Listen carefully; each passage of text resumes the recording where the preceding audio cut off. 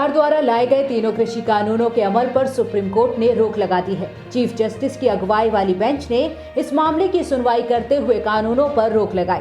साथ ही एक कमेटी का गठन कर दिया है जो कि सरकार और किसानों के बीच कानूनों पर जारी विवाद को समझेगी और सर्वोच्च अदालत को रिपोर्ट सौंपेगी।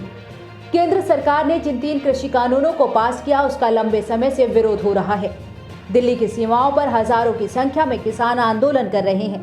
इसी के बाद मामला सुप्रीम कोर्ट के पास जा पहुंचा। सुनवाई के दौरान किसानों ने पहले कमेटी का विरोध किया और कमेटी के सामने न पेश होने को कहा। हालांकि सुप्रीम कोर्ट ने कड़ा रुख बरता और कहा कि अगर मामले का हल निकालना है तो कमेटी के सामने पेश होना होगा। ऐसे में अब कोई भी मुद्दा होगा तो कमेटी के सामने उठाया जाएगा। साथ ही सुप्रीम कोर्ट ने यह भी साफ किया कि कमेटी कोई मध्यस्थता कराने का काम नहीं करेगी बल्कि निर्णायक भूमिका निभाएगी। सुप्रीम कोर्ट ने जिस कमेटी का गठन किया है उसमें कुल 4 लोग शामिल होंगे, जिसमें भारतीय किसान यूनियन के भूपेंद्र सिंह मान, डॉक्टर प्रमोद कुमार जोशी, कृषि विशेषज्ञ अशोक गुलाटी और अनिल घनवंत शामिल है। ये कमेटी अपनी रिपोर्ट सीधे सुप्रीम कोर्ट को सौंपेगी। जब तक कमेटी की रिपोर्ट नहीं आती तब तक कृषि कानूनों के अमल पर रोक जारी रहेगी। समाजवादी पार्टी के राष्ट्रीय अध्यक्ष और उत्तर प्रदेश के पूर्व मुख्यमंत्री अखिलेश यादव ने विवेकानंद जयंती के दिन भारतीय जनता पार्टी पर जमकर हमला बोला। उन्होंने बीजेपी को सबसे झूठी पार्टी बताया और कहा कि सरकार को ये बताना चाहिए कि गरीबों को मुफ्त में कोरोना वायरस की वैक्सीन कब तक लगा दी जाएगी। यूपी के पूर्व सीएम ने सरकार पर हमला बोलते हुए कहा कि किसान, नौजवान और हर तबके के लोग बीजेपी की सरकार को हटाना चाहते हैं। उन्होंने बीजेपी को किसानों की आय दोगुनी करने का वादा याद दिलाया और कहा कि अगर किसान एमएसपी मांग रहे हैं तो सरकार की जिम्मेदारी बनती है कि वो एमएसपी मिलना सुनिश्चित करे। अखिलेश यादव ने स्वामी विवेकानंद के बहाने भी बीजेपी पर वार किया। यूपी के पूर्व सीएम ने कहा कि आज स्वामी विवेकानंद की जयंती मनाई जा रही है। जो रास्ता स्वामी विवेकानंद ने दिखाया था उस पर चलने का संकल्प लेना होगा। उन्होंने कहा कि स्वामी विवेकानंद ने कहा था कि भारत की धरती पर धर्म बहुत हैं, लेकिन यहाँ के लोगों को जरूरत है रोटी की, रोजगार की। उनकी जयंती के दिन सबसे बड़ा संकल्प यही होगा कि जो भी सरकार बने वो रोजी रोटी दे। रोजगार कैसे मिले इस दिशा में काम करना होगा। विदेश मंत्री एस जयशंकर ने भारत चीन सीमा पर तनातनी के बीच बड़ा बयान दिया है। एस जयशंकर ने कहा कि पिछली गर्मी में सीमा पर हुए हिंसक संघर्ष और 45 साल में पहली बार हुई मौतों के बाद चीन के साथ विश्वास पर काफी बुरी तरह से असर पड़ा है। इसके साथ ही भारत के शीर्ष राजनयिक ने एक कॉन्फ्रेंस में कहा कि हालांकि इस दौरान भारत के अमेरिका के साथ रिश्ते बेहतर हो रहे थे। साथ ही उन्होंने उम्मीद जताई कि वॉशिंगटन में नए प्रशासन के तहत इसका दायरा और बढ़ सकता है। गौरतलब है कि पूर्वी लद्दाख में अप्रैल-मई के महीने से भारत और चीन के बीच तनाव की स्थिति बनी हुई है। चीन ने एलएसी पर आक्रामक कार्रवाई करते हुए भारी तादाद में हथियार और करीब 60,000 सेना के जवानों की तैनाती कर दी।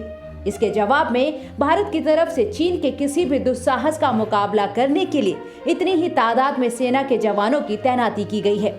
इसके साथ ही भारत ने मिसाइल समेत कई युद्धक हथियार और अन्य चीजों की तैनाती कर रखी है। पूर्वी लद्दाख में कई महीनों से जारी भारत चीन सीमा विवाद के बीच army chief general Manoj Mukund Naravane ने बड़ा ऐलान किया है। आर्मी चीफ नरवणे ने कहा कि भारतीय सेना सिर्फ पूर्वी लद्दाख ही नहीं बल्कि पूरी एलएसी पर उच्च स्तर की निगरानी रख रही है। सेना एलएसी पर किसी भी चुनौती से निपटने के लिए तैयार है। उन्होंने बताया कि चीनी सेना से हमारी कोर कमांडर स्तर की 8 दौर की बातचीत हो चुकी है। हम 9वें दौर की वार्ता का इंतजार कर रहे हैं। उम्मीद है कि बातचीत के जरिए हम समाधान का रास्ता निकाल पाएंगे।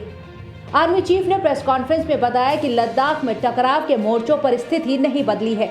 हालांकि उन्होंने कुछ सैनिक पिछले इलाकों से कम कर लिए हैं। It is not only eastern Ladakh, but we have maintained a high state of alertness all along our northern borders.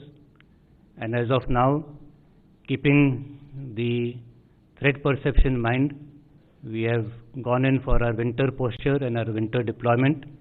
But as I said, we are alert and ever ready to meet any challenges. 8 rounds of talks between the corps commanders have taken place. We are now awaiting for the dates for the 9th round of talks, and I'm sure that through dialogue and discussion, we will be able to reach an amicable solution based on the principle of mutual and equal security and in consonance with the talks and the understandings which resulted as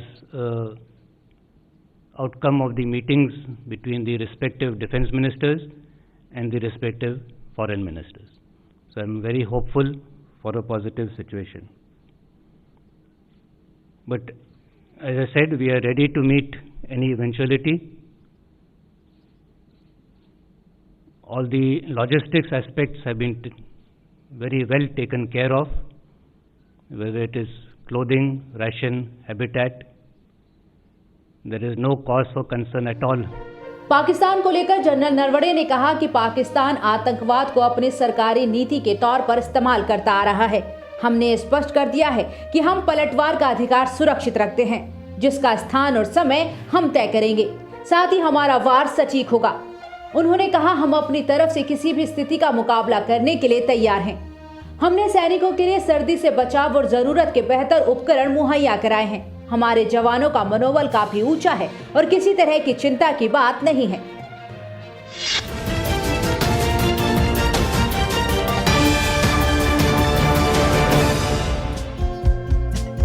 हमारे channel को like, share और subscribe जरूर करें और नई updates के लिए bell icon दबाना ना भूलें।